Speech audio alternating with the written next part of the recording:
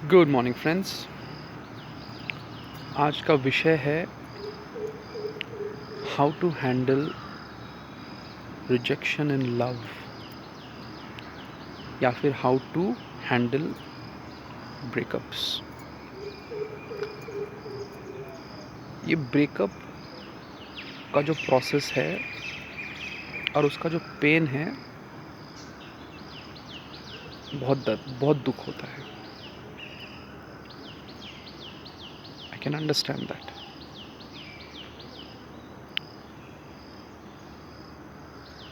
Suddenly एक मन के डिज़ायर को ऐसे करके दबा दिया जाना।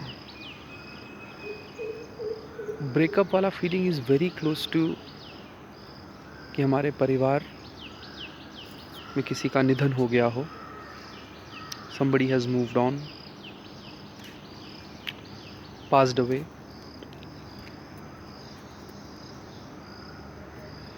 तो ये जो ब्रेकअप वाला फीलिंग है बहुत ही क्लोज है उस फीलिंग से, क्योंकि ये जो रिलेशनशिप है वो ख़त्म हो गई।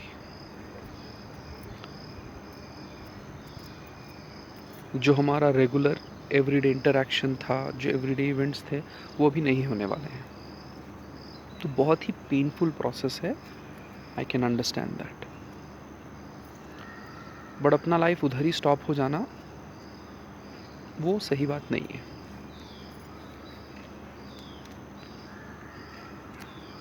अगर आप ब्रेकअप से गुज़र रहे हैं अभी और उस वीडियो से आप कुछ हेल्प चाहते हैं कि कुछ ऐसा सुझाव मिले कि जो मन का जो पेन है वो थोड़ा कम हो जाए, तो सबसे पहले माय सिंसियर सिंपथीज़ कि आपको इस फीलिंग से गुज़रना पड़ रहा है। और मैं आपको ये बताना चाहूँगा कि इस फीलिंग से बहुत ही लोग गुज़रते हैं और उस फीलिंग से बाहर भी आते हैं। आप भी इस फीलिंग से बाहर आओगे। It is not that you are unlovable. प्यार आपको भी पुनः मिलेगा। ये जो फीलिंग ऑफ लोनलीनेस है या फीलिंग ऑफ बिट्रेयल है, ये बहुत शीघ्र ही चला जाएगा। धैर्य रखें, धीरज रखें, कोई ना कोई मिलेगा और अव्वल मिलेगा। तो हमको इस पेन से अगर बाहर आना है, सबसे पहले हम ये समझने की कोशिश करेंगे कि क्या हमसे कोई त्रुटि हुई है। दूसरों की त्रुटि हम देखेंगे बाद में, बट सबसे पहले हम अपने आप से पूछेंगे कि क्या हमसे त्रुटि हुई है। और ये जो मैं सुझाव दे रहा हूँ ये जेंडर न्यूट्रल है, applicable to both boys and girls. हमको ये समझना है कि क्या हम टाइम नहीं दे पा रहे थे, क्या हम अपने दूसरे कामों में इतने व्यस्त थे कि अपने जो ये रोमांटिक रिलेशनशिप है, क्या अपने पार्टनर को हम टाइम नहीं दे पा रहे थे, या फिर क्या हम कुछ ज़्यादा ही बॉसी बिहेव कर रहे थे। अगर आप कर रहे हो तो शायद आपको ये बॉसी बिहेवियर समझ में ना आए, बट आप वो इंस्टेंसेस प्ले करना है कि कहीं ऐसा सिचुएशन हो रहा था कि आप अब्यूजिव हो रहे थे, आपको एंगर का प्रॉब्लम है। क्या आप अपने थॉट प्रोसेस एनफोर्स कर रहे थे अपने पार्टनर पर। तो आप इन सब चीज़ों को थोड़ा एनालाइज करें, उससे आपको नेक्स्ट जो होगा, आपके नेक्स्ट कंपेनियन के साथ आप ये मिस्टेक्स रेक्टिफाई कर सकते हैं, क्योंकि ये मिस्टेक्स हैं।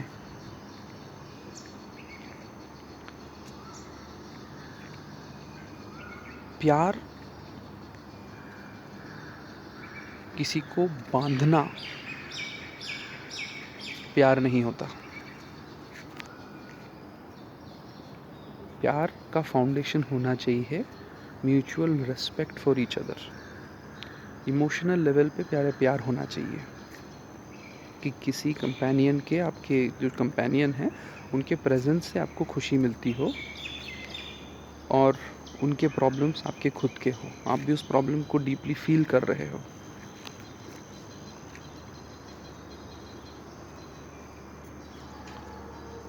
आप एक दूसरे के लिए कॉम्प्रोमाइज़ कर रहे हो, आप एक दूसरे के लिए सैक्रिफाइसेस कर रहे हो, और ये कोई बुरे सेंस में नहीं, आप खुशी खुशी कर रहे हो क्योंकि आपको दूसरे के चेहरे पे खुशी देखनी है। और सेम चीज़ वाइसा वर्सा, रिवर्स एप्लीकेबल है। तो अगर ये सिंगल वे ट्रैफिक नहीं है, ये टू वे ट्रैफिक है, वो दोनों तरफ से इस टाइप का रिलेशनशिप मेंटेन हो रहा है, वो है प्यार।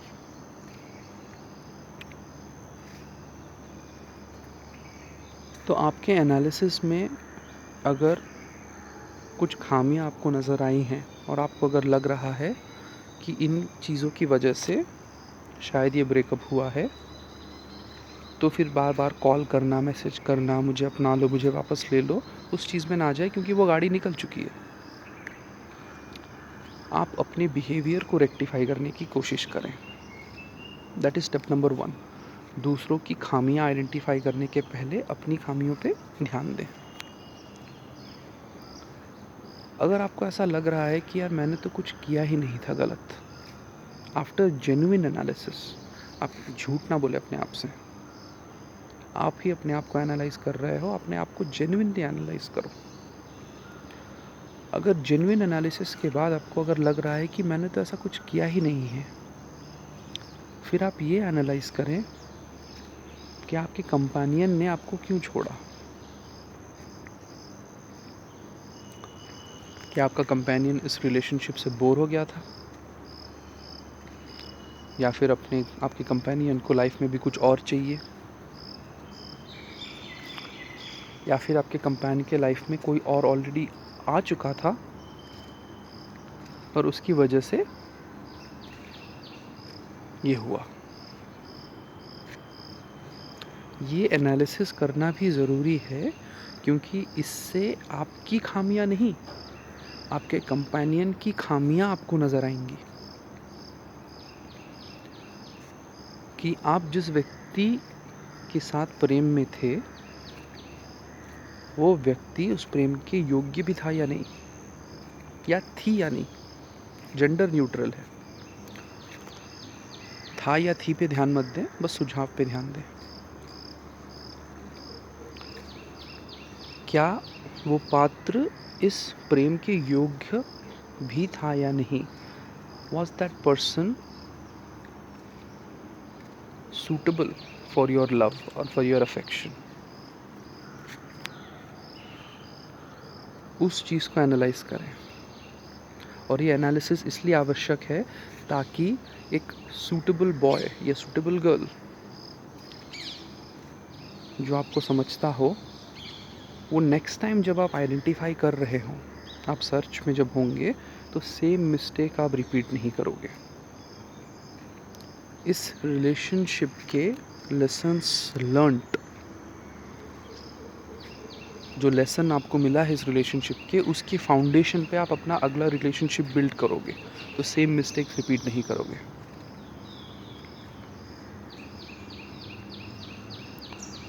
प्यार में हमको एक चीज़ ऑलवेज ध्यान में रखना है कि वी डोंट ओन एनीबॉडी, हम किसी के मालिक नहीं हैं। हमारा कंपेनियन भी एक इंडिविजुअल है, उनके भी एक थॉट प्रोसेस है, उनका अपना लाइफ कैसे बिताना है, उनके अपने सिद्धांत हैं। हम किसी के मालिक नहीं हैं, हम अपने खुद इंडिविजुअल हैं। तो किसी को बांध के रखने की कोशिश ना करें। प्यार एक ऐसी चिड़िया है जो आपके घर में आपके साथ रहने के लिए खुद उड़ के आए तो ही सही। उसको अगर आप पिंजड़े में बंद रखोगे तो वो चिड़िया तड़पेगी, परेशान रहेगी, दुखी रहेगी और अपॉर्चुनिटी ढूंढती रहेगी कि कब निकल सके। तो प्यार should be free of any boundation. प्यार में कोई प्रकार की जंजीर नहीं होनी चाहिए, वो ऑटोमेटिक होना चाहिए। अगर ऑटोमेटिक नहीं है तो वो प्यार नहीं है। प्यार में बंदिशें एकदम नहीं होनी चाहिए।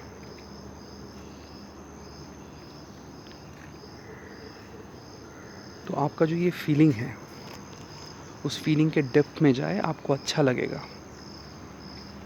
आप ये जो बुरा फील कर रहे हैं, आप इसीलिए बुरा फील कर रहे हैं क्योंकि आपके पास आंसर नहीं है कि ये क्यों हुआ। आप ये आंसर ढूंढ रहे हैं। वाई मी, मेरे साथ ही क्यों, आप ये आंसर ढूंढ रहे हैं और आपको मिलेगा। इट्स नॉट यू, मेरे कुछ और प्रॉब्लम्स हैं। आपको कुछ तो भी रैंडम आंसर मिलने वाला है। कि कोई आपको सही आंसर क्यों बताएगा। ये गाड़ी ख़त्म हो गई है, रिलेशनशिप टूट चुका है, बस ट्रेन आगे निकल चुकी है। तो ये आंसर आपको खुद निकालना है कि जो ब्रेकअप हुआ क्यों हुआ और इसके पीछे क्या आपका कोई योगदान है। अगर नहीं तो बहुत ही अच्छा एक्सरसाइज है कि आपके जो कंपेनियन की खामियां हैं वो आइडेंटिफाई करने में। तो आपको पता चलेगा कि जिस चीज़ के लिए आपने अपने कंपेनियन से प्यार किया था, चूज़ किया था, सिलेक्ट किया था, आपका सिलेक्शन प्रोसेस गलत था। आप अपने कंपेनियन को आपने चूज़ किया था उनके विजडम के ऊपर, उनके एटीट्यूड के ऊपर, और उन्होंने चूज़ किया था आपके फ़िज़िकल ब्यूटी के ऊपर, जिससे वो धीरे धीरे डिटैच्ड हो गए, बोर हो गए और मूव ऑन कर लिया उन्होंने, क्योंकि कोई और ज़्यादा एक्साइटिंग फ़िज़िकल ब्यूटी कहीं और प्राप्त हो गई है, या फिर कहीं और धनराशि ज़्यादा प्राप्त हो रही है। तो इस चीज़ को एनालाइज करते हुए आप अपने कंपेनियन के खामियां को आइडेंटिफाई कर पाएंगे और नेक्स्ट टाइम आप सेम मिस्टेक्स रिपीट नहीं करेंगे। प्यार में देर आए दुरुस्त आए, वही सही है। प्यार में जल्दबाजी ना करें। अपने आप से बात करें, अपने आप को पहचानें। जब आप अपने आप को अच्छी तरह पहचान चुके हैं, आपको अपने कंपेनियन को पहचानने में आसानी होगी। इस लोनली पीरियड में जब एनालिसिस हो चुका है, आपको आइडेंटिफाई हो गया है कि आप में कोई कमी नहीं थी, और आपको ये भी आइडेंटिफाई हो गया है कि आपके जो एक्स हैं, उनके कंपेनियन थे, एक्स कंपेनियन, उनके इमोशंस में या उनके पर्सनालिटी में क्या क्या कमियां थी। जब ये एनालिसिस हो चुका है, इसके बाद आप अपने आप को अंडरस्टैंड करने में टाइम लें। आपको क्या पसंद है, क्या नहीं पसंद है, उसमें टाइम लें। टाइम लेने के बाद प्रयास करें, निरंतर धीरे धीरे प्रयास करें और प्यार में आगे बढ़ें। आपको भी कोई ना कोई मिलेगा जो प्यार करेगा जैसे आप प्यार करना चाह रहे हैं। Boundless love with mutual respect and deep emotional connect. Physical nature of the love वो बाद में ही आना चाहिए। पहले इमोशनल नेचर को स्ट्रॉन्ग बनाएं और फिर फिजिकल नेचर में एंटर होएं। आप अकेले नहीं हैं। ये जो दर्द है ये जाएगा, और इसको शीघ्र, जितना जल्दी ये दर्द जाए अच्छा। मानसिक तनाव बहुत ज़्यादा है, उसके लिए मेरे जो सुझाव हैं उसको अपनाएं और मुझे प्लीज़ बताएं कि आपको हल्का महसूस हो रहा है कि नहीं, आपको कॉन्फिडेंट महसूस हो रहा है कि नहीं। मुझे ज़रूर बताना। अगली बार एक और वीडियो के साथ मैं फिर प्रस्तुत होऊँगा। तब तक के लिए बाय बाय।